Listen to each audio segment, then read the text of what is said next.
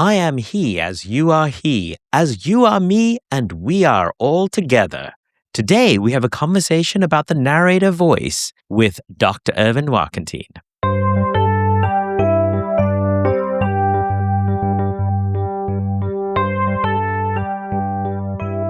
Welcome to Tales Under the Cat Tree. I'm your host, Dupes, and these are tales by humans for humans. After all, words and stories are what give meaning to the worlds we live in.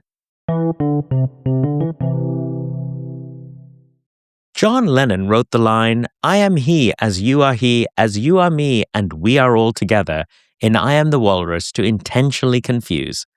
I know I am treading on very well-worn ground by starting off with that particular line in exploring narrative voice, and especially the sin of I. But bear with me. Here is a really short story. I stood on the side of the river. A duck flapped its wings and looked at me as if asking.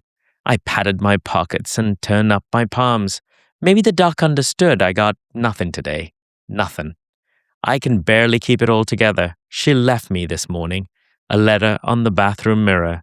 Her handwriting happier than I've ever seen it. The bird was still there. Can't it see she was the one with the food? She was the one who brought me here. Now let me retell the story. He was standing by the river.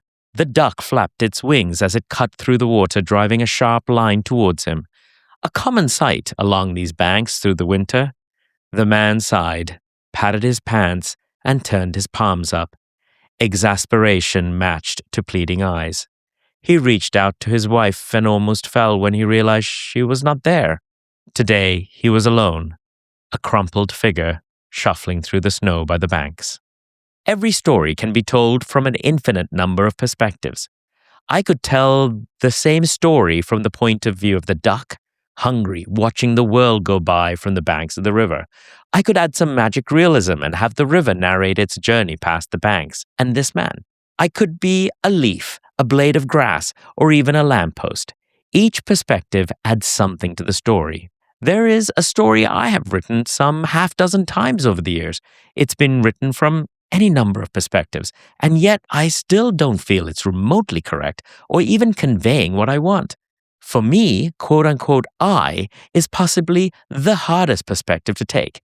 In that narrative voice, I need to live the trials and tribulations of my protagonist. I might even cry as I write. I can feel the sadness, I can feel the hurt of the words that go down on paper. Even worse, we rarely write from pure imagination.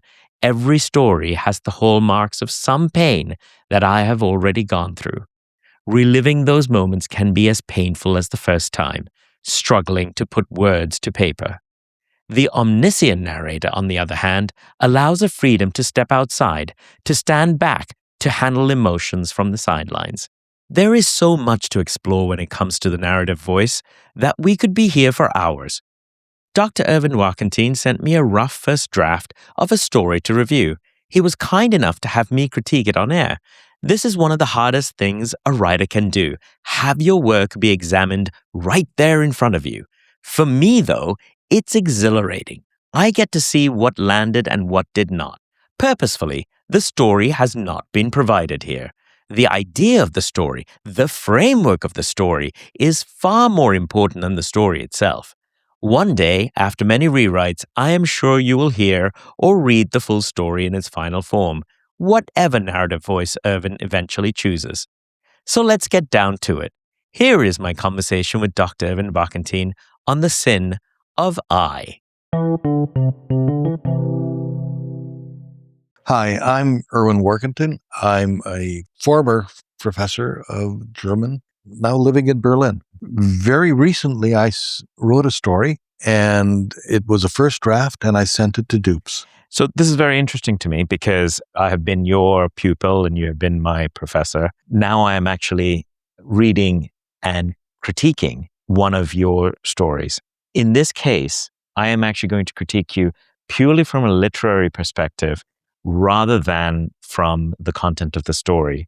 Though I do have to ask, how personal is this? In some respects, it's very personal. And in other respects, you have to remember it is still a work of fiction. So Dr. Warkentin, I have read through your story. For the listeners who don't know the story we're talking about, can you give a short summary of what happens in the story? It's essentially a story about a man, an older man, who suddenly realizes the first love of his life had actually passed away a lot of years prior, and that he had spent years thinking about her, and she had already passed away. And this came about by reading a report. It was a report on the scholarships that are available at the University of Manitoba. And he discovered that her name was attached to one of these scholarships. And it happened to be a memorial scholarship. And in that, these memories came back to him of the first time they went out on a date, in quotation marks. When he was about 13, he had asked her out to a school dance. And they had gone to the school dance together. And she was the first girl that he'd ever asked out on a date. And she was also the first girl that had ever said yes. And so they went to a school dance together, minus 30-degree weather in Winnipeg, and just kind of what happened that evening and the friendship that had started to blossom between the two of them. He assumed that for some reason, if they went to the dance together, that she would dance with him exclusively. But it had never been explained to him that that would not be the case. So he hadn't asked her to dance, and she was dancing with others. And he finally screwed up the courage to cut in. And just as he did that, it went from the typical pop music of the 70s to a slow dance. And so there he stood, looking at her, really having utterly no clue as what to do. She took the lead on it, put her hands around his waist, and after getting permission from her, he put his hands around her waist, and they kind of swayed to the music of Bread's If. For him, it was a short song, the shorter the better, because he really didn't know what he was doing. They then went and sat on the sidelines and watched everybody else dance very poorly in their estimation. But she was the first girl who had put her head on his shoulder, and he could smell the perfume of her shampoo. And these were things that were coming back to him as he was thinking about her mortality, that she had passed away, and that he had spent all of these years essentially fantasizing about a person that no longer existed, that wasn't there anymore. And I'll read this part. They arrived at the school and made their way to the gym. Once there, they went their separate ways. He to the boys and she to the girls' dressing rooms that doubled as cloakrooms on nights such as this. It was after this that he would see what he had gotten for the night. It was almost as if he didn't even know that he had picked Shannon up, and that it was not some imposter. Parkas and overpants added to the mystery of the night. Proper Winnipeg winter dress made who you picked up a bit of a crapshoot. Was there even a girl under all that nylon down and fur? And never mind the snowmobile boots. This was the reality of dating during Winnipeg's notorious winters. Then came the big reveal. It was a girl. That's really fantastic. This is really well written. I really liked this piece. That particular part is probably the most personal of all of the bits and pieces. It's this awkwardness. Let's face it, in the winter in Winnipeg, we were so clothed from head to foot. It really was as if you didn't know who the person was that was next to you. You might be able to recognize their voice, but that was about it. Clearly, you cannot see the outline of a body under all of that. And for me, it was this, wow, she's gorgeous. The most obvious thing about this piece, because it is so personal in its subject matter, in its way of telling the story, I couldn't help but read this as I. And I asked myself, why did you write this in the third person? And I think that is the biggest question I have in reading this piece.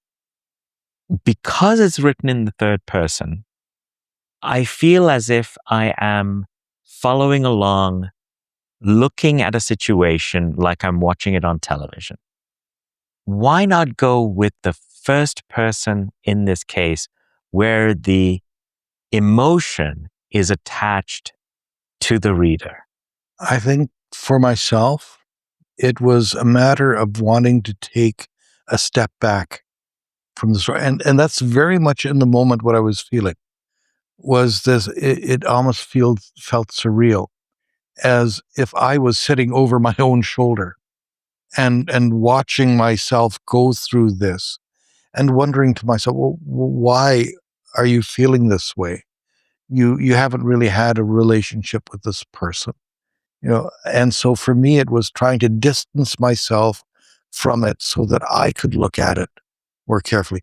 Because I had a suspicion that you would tell me that it was that feeling of loss, but from a very far degree. I actually stopped reading it as he and I started reading it as I. I just stopped because it was a stronger story for me, right? So if I were to rewrite this and said, I squinted once again and then a second time, I pulled my head back from the screen. That can't be. Even closer than before. I don't understand. As I'm reading it, I'm imagining myself reading something similar. I'm not Erwin Warkentin. I'm not thinking about you, the writer. I'm thinking about me, the human being, reading the story. Okay, so what you're saying is that if I use the word I'm giving you permission to say I. Correct. And as you're reading the story, it becomes personal to you. Correct. Let's explore that a little. And I think I can put my finger on it, and it has something to do with my upbringing. And our upbringing will often affect how we write about things. Because of my Mennonite background, we have a lot of difficulty using the word I.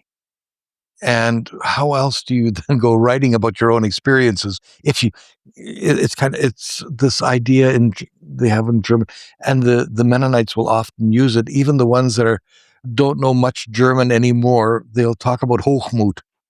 Oh, you're thinking way too much of yourself by using the word I.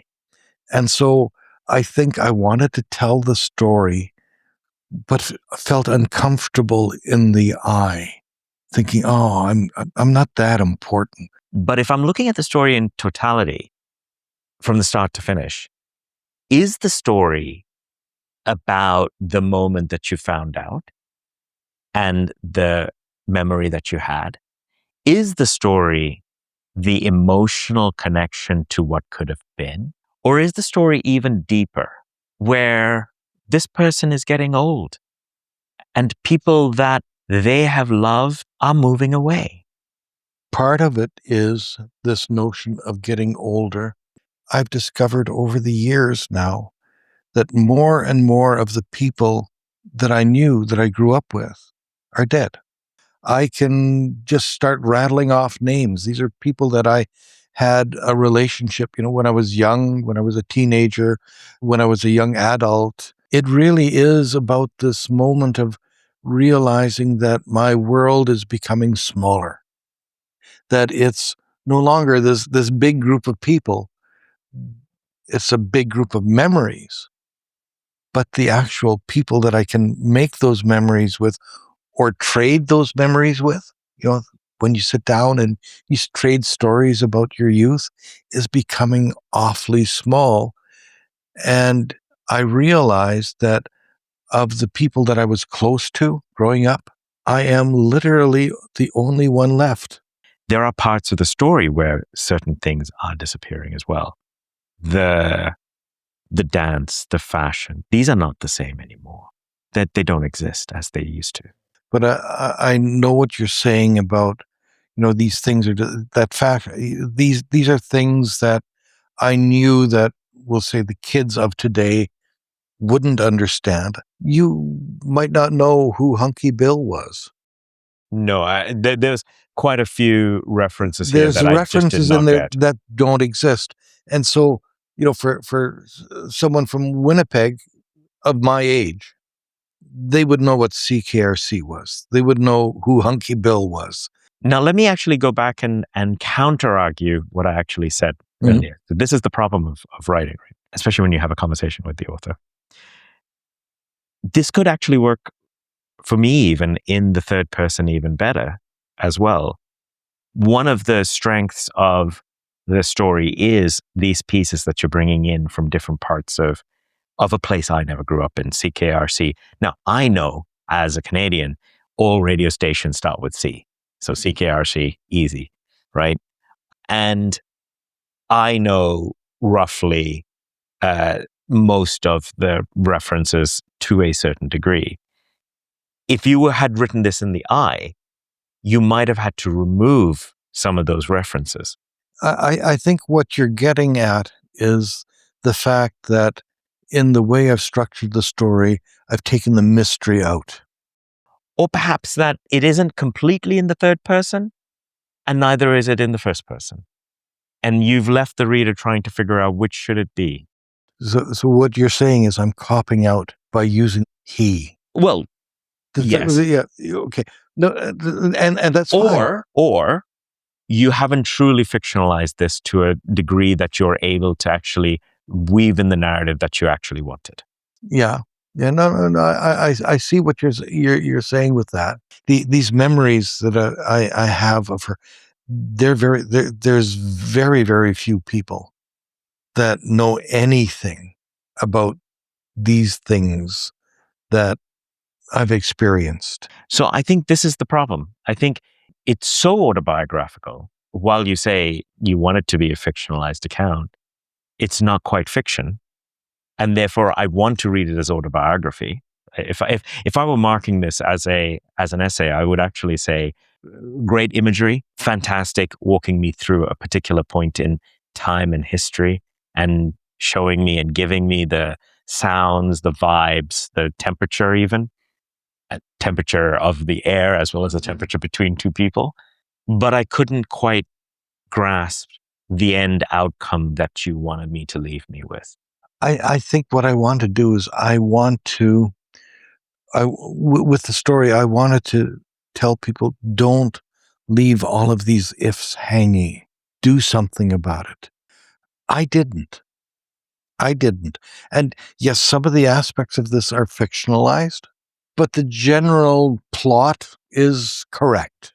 And yeah, to some extent, I now regret not having acted on some of this.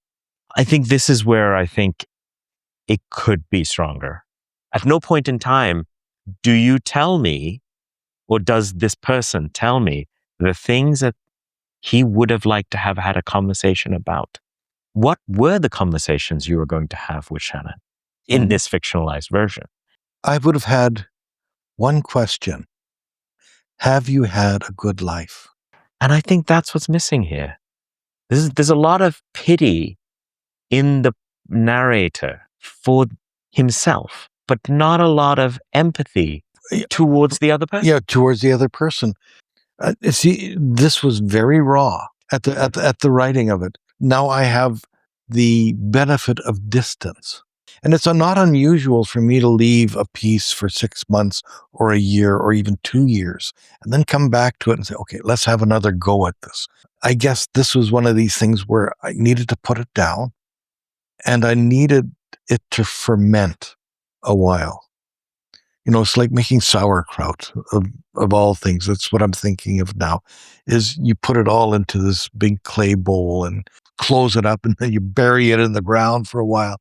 That was another question that I hardly ever would ask this from any other writer, except for the fact that you forced me to read a lot when I was your student.